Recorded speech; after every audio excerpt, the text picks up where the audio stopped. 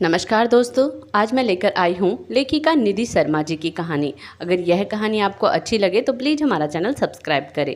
अरे माँ, कहाँ हो आप? मुझे ऑफिस जाने के लिए देर हो रही है। ये लो, जब देखो पूजा पाठ में लगी रहती हो।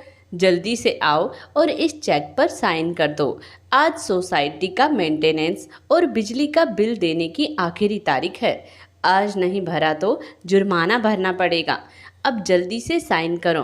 देख क्या रही हो? नवीन अपनी माँ सुनीला जी से कहता है। सुनीला जी बोली, हाँ हाँ, अभी कर देती हूँ। बेटा जरा मेरा चश्मा तो लाना। बिना चश्मे के कैसे लिखूंगी कि कितनी रकम भरनी है? अभी तो यहीं रखी थी, पता नहीं कहाँ चली गई। इतना कहते हुए सुनीला जी इधर उधर अपने चश्मे को ढूंढने लगी। नवीन बोला, अरे क्या माँ, चश्मे की क्या ज़रूरत है? मैं रकम भर दूंगा, आप बस दस्तखत कर दीजिए। क्या आपको अपने बेटे पर इतना भी भरोसा नहीं है? अरे बस 10-15 हज़ार की ज़रूरत है, मैं कोई 15 लाख नहीं निकाल रहा हूँ। तभी सुनीला जी की बहू रिंकी आई और बोली, हे भगवान, माँ जी, आपको अपने बेटे पर ही भरोसा नहीं है? इतना सुनते ही सुनीला जी को शर्मिंदगी महसूस हुई, पर वह क्या करती, बिना चश्मे के कुछ दिखता भी तो नहीं था। फिर भी उन्होंने चेक पर साइन कर दिया। थोड़ी देर बाद वो अपने कमरे को ठीक कर रही थी तो देखा टेबल पर कुछ किताबें रखी थी। जैसे ही उन्होंने किताबें हटाई, उसके नीचे उनका चश्मा मिला। उन्हें आश्चर्य हुआ कि वो किताबें उनके कमरे में कैसे आई, क्योंकि वह किताबें तो बहू पढ़ती है। फिर उन्होंने उस बात को दरकिनार किया, अपने काम में लग गई। 2 दिन बाद सुनीला जी नवीन से बोली, बेटा तुम्हारी दादी और दादाजी दोनों की पुण्यतिथि आ रही है। मैं 21 ब्राह्मणों को भोजन और दान पुण्य करना चाहती हूँ। मैंने एक चेक पर 10,000 की रकम भर दी है, तुम निकाल लाना। और वो चेक उन्होंने नवीन की तरफ बढ़ा दिया। नवीन ने चुपचाप चेक ले लिया और वहाँ से चला गया। अगले दिन नवीन जल्दी ऑफिस चला गया और जब शाम में वापस आया तो फ्रेश होकर अपने कमरे में आराम करने चला गया। सुनीला जी जैसे ही उसके कमरे की तरफ जाने लगी, रिंकी ने कमरे का दरवाज़ा अंदर से बंद कर लिया तो उन्होंने दस्तक देना सही नहीं समझा और उल्टे पांव वापस आ गई और सुबह का इंतज़ार करने लगी। अगली सुबह जब वो जगी और बेटा सामने आया तो उन्होंने कहा, नवीन, मुझे वो 10,000 रुपये दे दो। नवीन बोला, अरे माँ, आपने तो देखा ही, कल मैं बहुत थक गया था। कल 1 मिनट फुर्सत नहीं मिली और मैं बैंक भी नहीं जा सका। आज टाइम मिलते ही पैसा निकाल लाऊंगा और आपके हाथ में लाकर रख दूंगा। नवीन ने बात को घुमा दिया और 2-3 दिन तक वो ऐसे ही बहाने बनाता रहा। सुनीला जी सोची, सच में बेटे को इतना काम का दबाव है कि वो सच में भूल गया या फिर कोई और बात है। उनके मन में न जाने क्या आया। नाश्ता करके किसी सहेली के घर जाने का बोलकर वो रिक्शे पर बैठकर बैंक चली गई। फिर से एक चेक भरकर बैंक में जमा की तो बैंक वालों ने कहा, आपके खाते में तो 1 रुपये भी नहीं है, आप 10,000 निकालने की बात कर रही हैं। सुनीला जी को कुछ समझ में नहीं आ रहा था, क्योंकि खाते में कम से कम 15 लाख रुपए थे और हर महीने का इंटरेस्ट भी उसी खाते में जाता था। फिर सारे पैसे गए कहाँ? थोड़ी देर रुकी और कर्मचारी से बोली, दिनेश बाबू, क्या आप मेरी इतनी मदद कर सकते हो कि बता दें कि कब पैसा निकला है और किसने निकाला है? बैंक कर्मचारी बोला, हाँ हाँ, क्यों नहीं, आप बैठिए, मैं तुरंत बताता हूँ। वो अक्सर उस बैंक में पहले आती थी तो वहाँ के कर्मचारी उन्हें पहचानते थे। 2 मिनट बाद बैंक कर्मचारी ने बताया, सुनीला जी, 2 दिन पहले आपके खाते से करीबन 15 लाख रुपए निकाले गए हैं और उस चेक पर आपके ही दस्तखत थे और ये पैसे किसी और ने नहीं बल्कि नवीन ने अपने खाते में ट्रांसफ़र करवाया है। ये कहकर कि बार बार आपको साइन करने में दिक्कत होती है तो हमने कर दिया। सुनीला जी समझ नहीं पा रही थी कि आखिर ये धोखा उसने कब दिया और कैसे दिया।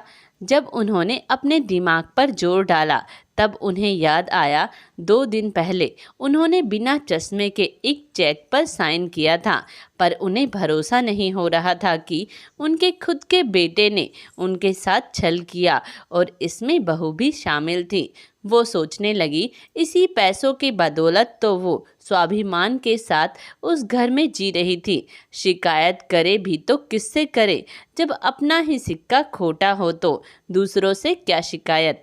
बड़ी मुश्किल से उन्होंने खुद को संभालते हुए वापस घर पहुंची तो थक कर बेहाल हो चुकी थी। उन्होंने देखा कि रिंकी बच्चों के साथ बैठकर टीवी देख रही है। उन्होंने आवाज़ लगाई, बहू मैं बहुत थक गई हूँ, मेरा खाना लगा दो। पर उसने सुनकर भी अनसुना कर दिया। जब दोबारा उन्होंने रिंकू को खाने के लिए कहा तो वो बोली, आपको दिख नहीं रहा मैं बच्चों के साथ समय बिता रही हूँ, क्या पूरे दिन आपकी सेवा में लगी रहूँ? इतनी ही भूख लगी है तो जाकर 2 रोटी खुद क्यों नहीं बना लेती हैं? पूरा दिन तो खाती हैं और बिस्तर तोड़ती हैं, इसके अलावा तो आपके पास कोई काम नहीं है। बहू की जली कटी बातें सुनकर पहले वो हैरान हो गई और अपने कमरे में आकर एक गिलास पानी पीकर अपनी भूख मिटा ली और सोचने लगी, अब मेरे पास पैसे नहीं हैं तो क्यों कोई मेरे लिए 2 रोटी बनाएगा। यही सब सोचते सोचते सुनीला जी पुरानी यादों में चली गई। जब उनके पति मनोहर बाबू के रहते उनकी कितनी इज्जत होती थी। सुनीला जी का स्वभाव ऐसा था कि उनके ससुर हमेशा अपने आशीर्वाद का हाथ उनके सर पर रखते थे और पति हमेशा सम्मान और प्यार से उन्हें पुकारते थे। और क्यों ना पुकारे, क्योंकि पूरे घर को उन्होंने बड़े ही सुंदर तरीके से संभाल रखा था। उन्हें आज भी याद है बेटे के होने पर वो कितना खुश थी। उन्होंने दूसरा बच्चा नहीं किया था ताकि बेटे का प्यार ना बढ़ जाए। मनोहर बाबू एक अच्छी कंपनी में मैनेजर थे तो घर में किसी चीज़ की कोई कमी नहीं थी। धीरे धीरे नवीन पढ़ लिख कर जवान हो गया और उसी शहर में उसे नौकरी भी मिल गई। सुनीला जी बहुत खुश थी कि बेटा नज़रों के सामने रहेगा, एक ही घर में रहेगा। वो अपने बुढ़ापे के लिए भी निश्चिंत हो गई थी। अब नौकरी के बाद माँ को बेटे के विवाह की चिंता होने लगी और वो इधर उधर लड़की ढूंढने लगी, पर अपने बेटे के लिए हीरे जैसी बहू उन्हें मिल नहीं रही थी।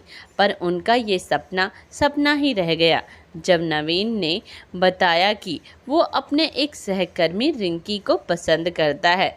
बेटे के पसंद में माँ पिता ने हामी भर दी और धूमधाम से दोनों की शादी हुई। रिंकी बहुत ही घमंडी और महत्वाकांक्षी किस्म की थी। वो हमेशा ब्रांडेड कपड़े पहनती, अपनी सहेलियों के साथ पार्टी करती थी ताकि सबके बीच उसकी अलग छवि हो। रिंकी को घर गृहस्थी से कोई मतलब नहीं रहता था तो माता पिता भी ये सोचकर खुश रहते थे कि चलो बेटा बहू खुश है तो हम क्यों दखल अंदाजी करें। वक्त बीता, रिंकी के 2 बच्चे हुए पर उसके शौक कम नहीं हुए। आए दिन कभी फिल्म देखना तो कभी शॉपिंग करना, कभी सहेलियों के साथ किट्टी पार्टी करना, पर बच्चों पर कोई ध्यान नहीं देती क्योंकि बच्चों को तो सुनीला जी संभाल रही थी। और इन सब बातों से नवीन को कोई फ़र्क नहीं पड़ता, वो बस पत्नी को खुश देखना चाहता था। रिंकी हमेशा खुद पर खर्च करती थी, कभी सास ससुर के लिए एक रुमाल तक नहीं लाती थी और वही सुनीला जी अगर कुछ खरीदती तो रिंकी को बहुत अखरता था। बेटे बहू का बदलता हुआ रवैया देख मनोहर बाबू सचेत हो गए और अपने रिटायरमेंट का पैसा उन्होंने अपनी पत्नी के नाम से जमा करा दिया। क्योंकि वे किसी प्राइवेट कंपनी में काम करते थे तो उसमें तो पेंशन का प्रावधान नहीं था। अपनी पत्नी के भविष्य को और बुढ़ापे को सोचकर उन्होंने सारा पैसा उनके खाते में जमा कर दिया। न जाने मनोहर बाबू ने ऐसा क्यों किया, लगता है ईश्वर ने उन्हें संकेत दिया हो। कुछ दिनों बाद ही जब वो बाजार से लौट रहे थे तो उनका एक्सीडेंट हो गया और उनकी मृत्यु हो गई। उनकी मृत्यु से सुनीला जी बिल्कुल हिल गई थी, परंतु बच्चों को देखकर उन्होंने खुद को संभाल लिया। बेटा नौकरी कर रहा था, उसे पैसे की कोई कमी नहीं थी, परंतु किसी न किसी बहाने वो हर महीने अपनी माँ से 10-15 हज़ार निकलवा ही लेता था और कहता, मैं आपकी दवाई ला दूंगा और आप चिंता मत कीजिए, ये सारे पैसे मैं आपको लौटा दूंगा, जो कि वो कभी नहीं लौटाता था। ऐसा नहीं था कि सुनीला जी इस बात को समझती नहीं थी, परंतु घर में शांति बनी रहे इसीलिए वो मुंह पर ताला लगाए रहती थी, क्योंकि वो जानती थी वो इस कांड को अकेला नहीं कर सकता, उसकी पत्नी का साथ मिलता था, तभी वो ऐसी प्लानिंग करता था। पर इस बार तो बेटे ने हद ही कर दी और माँ को बिना बताए सारे पैसे उनके खाते से निकाल लिए। सुनीला जी बेटे के आने का इंतज़ार करने लगी। जब शाम को नवीन दफ्तर से लौटकर आया, सुनीला जी बोली, नवीन, तुझे शर्म नहीं आई? अपनी माँ के पैसे कोई चुराता है? अरे एक बार कह देता बेटा, मैं तो बिना बोले ही दस्तखत कर देती, फिर तुम्हें अपनी माँ के पैसे को चुराने की क्या ज़रूरत पड़ गई? नवीन हकलाते हुए बोला, अरे माँ, ये क्या कह रही हैं? मैं भला आपके पैसे क्यों निकालूंगा? सुनीला जी बोली, अगर तुम सच्चे होते तो यूँ हकलाते नहीं। मैं खुद बैंक होकर आई हूँ। तुम्हारे पापा के जान पहचान के दिनेश बाबू ने सब बताया। अभी उनकी बात पूरी भी नहीं हुई थी कि बीच में रिंकी बोली, आपने खुद ही दस्तखत किया था, फिर आप मेरे पति को चोर कैसे कह सकती हैं? जरा सोच समझ कर बोलिए। सुनीला जी बोली, बहू, मैं तुमसे नहीं अपने बेटे से बात कर रही हूँ, तो बीच में दखलंदाजी मत करो। मुझे क्या पता था कि मेरा बेटा अपनी माँ की मजबूरी का फ़ायदा उठाएगा। ज़रूर तुमने ही मेरा चश्मा उस दिन वहाँ से हटाया था। मैंने 10-15 हज़ार के लिए साइन किया और तुमने उसे धोखे से 15 लाख बना दिए। रिंकी बोली, आप तो हद करती हैं। अरे क्या हुआ, अगर निकाल भी लिए तो एक अकाउंट से दूसरे अकाउंट में गया है। अब पैसा माँ के पास हो या बेटे के पास, क्या फ़र्क पड़ता है? आखिर रहती और खाती तो आप हमारे ही साथ हैं। सोचिए, अगर किसी दिन बिना बताए भगवान को प्यारी हो गई तो सारे पैसे कहाँ रखे हैं किसी को पता भी नहीं चलेगा। बेटा कुछ कह नहीं रहा था और बहू चुप नहीं हो रही थी। सुनीला जी बोली, बहू, पति के बाद स्त्री का धन उसके आत्मनिर्भरता का प्रतीक होता है, जो तुम्हारे पति और मेरे बेटे ने धोखे से मुझसे छीन लिया है और तुम उसकी वकालत कर रही हो। अरे मैं थोड़े से पैसों के लिए क्यों किसी के आगे हाथ फैलाऊंगी? मैं ऐसा कभी नहीं होने दूंगी। तुम्हें मेरे पैसे वापस करने ही पड़ेंगे। रिंकी बोली, अरे जो ना किए तो क्या कर लेंगी? क्या हमारे खिलाफ पुलिस में कंप्लेंट कराएंगी? हमें कोर्ट कचहरी के चक्कर लगाएंगी? अरे जाइए जाइए, आपकी इन गीदड़ धमकी से हम नहीं डरने वाले। सुनीला जी बोली, काश कि मैं ऐसा कर पाती, पर मैं तुम लोगों की तरह इतना नीचे नहीं गिर सकती, क्योंकि मैं एक माँ हूँ। यही फ़र्क होता है एक माँ और एक धोखेबाज बच्चे में। पर इतना याद रखना कि बिगड़ी औलाद को ठीक करना एक माँ को भली भांति आता है। इतना कहकर सुनीला जी अपने कमरे में चली गई और कमरे का दरवाज़ा अंदर से बंद कर लिया। कमरे में बैठे बैठे सुनीला जी सोच रही थी कि आखिर बेटे बहू को कैसे सही रास्ते पर लाया जाए। अचानक उनके दिमाग में कुछ आया और वो मनोहर बाबू के पुराने कागज़ों में घर के कागजात ढूंढने लगी और फिर प्रॉपर्टी डीलर का नंबर निकाली और उसे अपने घर को बेचने के लिए फ़ोन कर दिया और चुपचाप हफ्ते दिन के लिए वो हर किसी से कटी कटी रहने लगी। बेटे बहू को लगा कि माँ मान गई। लगभग 8 दिन बाद दरवाजे पर घंटी बजी। प्रॉपर्टी डीलर के साथ एक पति पत्नी अपने 2 बच्चों के साथ घर देखने आए। उन्हें देखकर नवीन बोला, ये लोग कौन हैं और घर के अंदर कैसे आ गए? सुनीला जी बोली, ये हमारे घर को खरीदने आए हैं और अच्छे दामों पर लेंगे।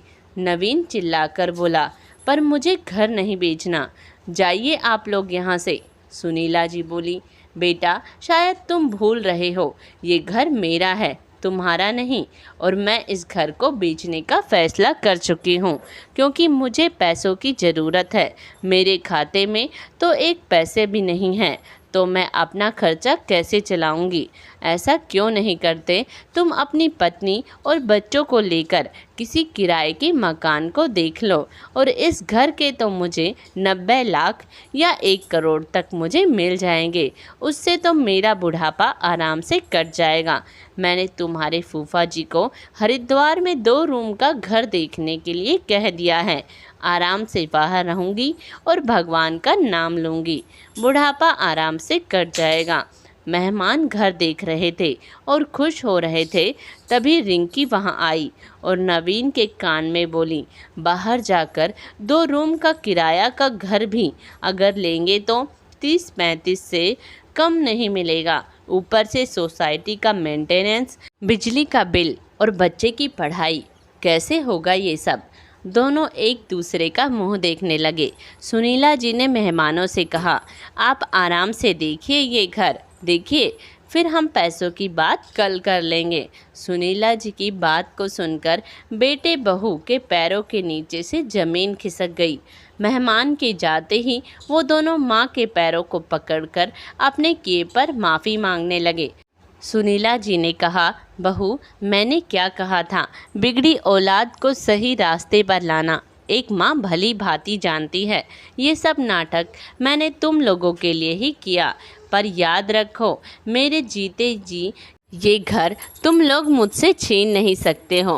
पहले तो मेरे सारे पैसे मेरे खाते में जमा करवाओ, और याद रखो अब मैं तुम लोगों को 1 पैसा नहीं दूंगी, बल्कि महीने के खर्च के लिए नवीन तुम मुझे पैसे दोगे, वरना मैं इस घर को वृद्ध आश्रम को दे दूंगी। वह दिन और आज का दिन। नवीन और रिंकी ने फिर ऊंची आवाज़ में सुनीला जी से ना कभी बात की और ना ही धोखा देने की सोची। मित्रों, दूसरों से खाए गए दुखों को फिर भी कोई बर्दाश्त कर लेता है, पर अपने ही बच्चों से मिले धोखे से माँ बाप अंदर से टूट जाते हैं। ये ऐसा घाव होता है जो जीवन भर नहीं भर पाता है। अगर यह कहानी आपको अच्छी लगी तो प्लीज़ हमारा चैनल सब्सक्राइब करें, और कहानी कैसी लगी कमेंट्स बॉक्स में ज़रूर बताएं। धन्यवाद।